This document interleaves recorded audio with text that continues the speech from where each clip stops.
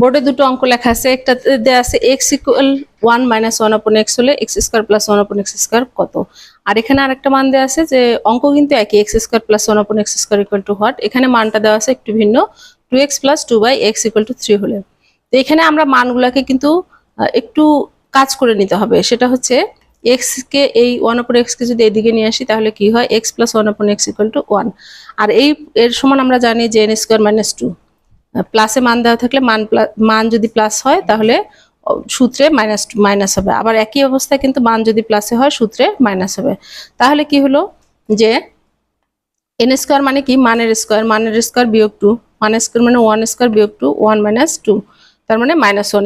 এটার আনসার -1। আর এখান থেকে যদি আমরা 2 কমন নেই তাহলে অঙ্কটা দ্বারা x plus 1 upon x equal to 3, x plus 1 upon x সমান 3/2। আর আমরা জানি মানের বর্গ বিয়োগ হচ্ছে 2, এটা সমান। তাহলে মানের বর্গ করলাম বিয়োগ 2, মানের বর্গ মানে উপরে 9 নিচে হচ্ছে 4, বিয়োগ 2 লসাগু করলাম, নিচে হচ্ছে এর নিচে 1 আছে, তাহলে 1 আর 4 এর লসাগু হচ্ছে 4।